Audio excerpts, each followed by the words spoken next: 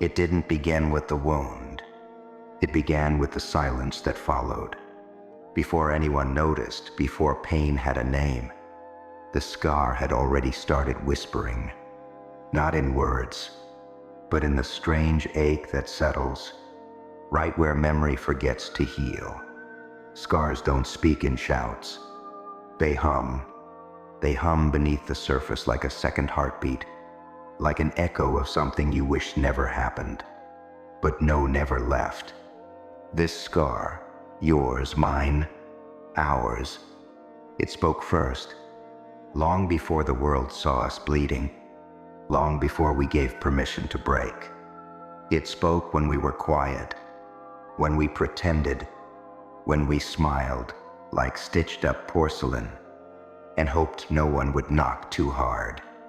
It told a story not of weakness, but of survival, of standing in fire and walking out with flames in our chest, and still breathing, still trembling, still trying to call it living. Do you hear yours now? That soft murmur? That reminder? It's not just a mark. It's proof that pain passed through you and didn't win. It's a voice etched in the skin of your soul, saying, I was here and I survived. I was here and I survived. But survival is a quiet war, isn't it? Not the kind with banners and battle cries, but the kind fought in mirrors, in silent rooms, in the long pauses between I'm fine and I can't do this anymore. Scars don't scream. They whisper when no one's around. They become habits, the way your shoulders hunch when someone raises their voice, the way your laughter catches in your throat like it has to ask for permission. The scar that spoke first didn't wait for understanding. It just stayed. It stitched itself into your story when you were too young to know what stories meant, and now you carry it like a secret you never volunteered to keep. Some will say it's ugly. Some will say, you should be over that by now. But they didn't feel what you felt. They didn't carry the weight through sleepless nights, didn't hold the shaking inside like a dam about to break. So they don't know that a scar is not shame. It is memory made visible, a time stamp of resilience, a badge earned not by winning, but by continuing. There are days it aches more than others. Moments it glows like a warning, like a flare to say, careful, we've been here before. And you listen because you've learned to navigate the landmines of your own mind, learned which words are weapons and which ones are the gentle kind that feel like someone holding your hand without touching it. The scar that spoke first, it's the one you didn't ask for, but now you wouldn't trade, because without it, you might have never noticed just how deeply you've grown. Pain has strange roots. It grows downward and inward until it touches something sacred, until it begins to bloom, not with beauty, but with truth. Truth like, you are not broken. You are built from what was broken. You are the bridge between who you were and who you're still becoming. A survivor doesn't look like a warrior in armor. Sometimes it looks like you, sitting in quiet rooms, choosing to stay another day. Sometimes survival is breathing when everything in you screams to stop.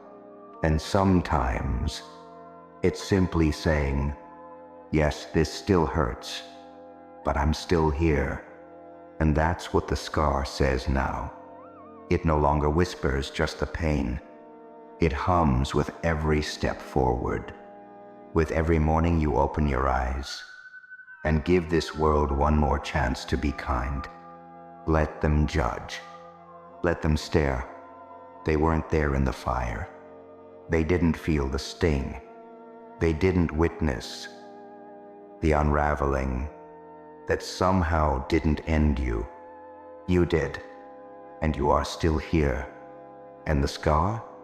It speaks not of damage, but of depth.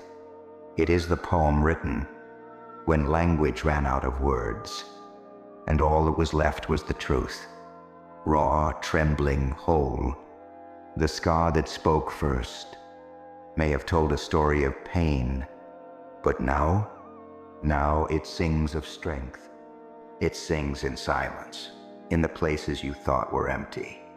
It sings when you laugh again and forget for a moment where you've been.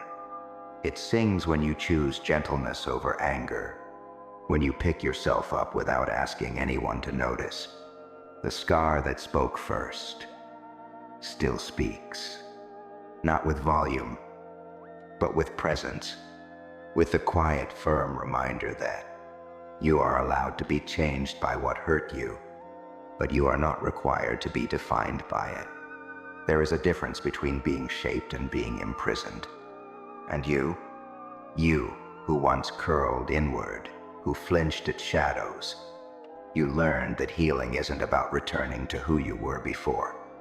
It's about becoming someone who can hold what happened without breaking under its weight. And let me tell you something deeply important. The scar that spoke first wasn't trying to hurt you. It was trying to mark the beginning, not of suffering, but of transformation. You see, most people don't notice when something begins. But pain is unforgettable. It's the crack in the wall that lets the light in, the break in the pattern that forces you to wake up. The scar said, "You will not go back to sleep now." And you didn't. You stayed awake. You stayed aware. It made you notice things. The way the sky turns softer just before it rains. The way people carry their own hidden wounds. The way hope isn't loud, but steady. Like a heart that keeps beating no matter how tired it is. You've seen things others haven't yet. You've heard the silence between screams. You've tasted the bitter edge of despair, and still chosen to reach for sweetness. That's not weakness. That's grace. You are here, and that means something. The scar that spoke first, it taught you to listen, not to noise, but to truth, not to fear, but to the pull of something deeper. It taught you that your story matters, even if no one claps for it, even if no one ever says they're proud, because you lived it, you survived it, and that is more sacred than applause. You may not realize this yet, but the strength you carry now, it's not from lifting mountains. It's from learning to breathe under them, from walking with weight and still moving, from being broken and still building. You are not just the scar. You are the skin around it, the heart beneath it, the soul that rose through it. You are the silence that followed the scream and chose to sing instead. And if you're still wondering why it all happened, why it had to be you, why it had to hurt so much, why it still hurts some nights, let me say this. Not everything that breaks you means to destroy you. Some things shatter just to show you how strong you are when you piece yourself back together. Some storms don't come to punish, but to clear the path. And you are walking that path now. Not perfectly, not without fear, but fully, completely, courageously. The scar that spoke first, it's still here, not as a wound, but as a witness, a reminder that you've been to the edge and chosen to live anyway. It says, you are allowed to hurt, but you are not required to give up. It says, there is still more to you than what tried to break you. It says, you are not the end of your story. You are the author. And maybe, just maybe, you needed to hear all this to remember who you are becoming. Not a victim, not a warning, but a flame that refused to go out. A voice that learned to echo. A scar that learned to sing. And if no one has told you yet, I see you. I honor what you've carried. And I believe in the story that scar still tells. Not of pain, but of becoming.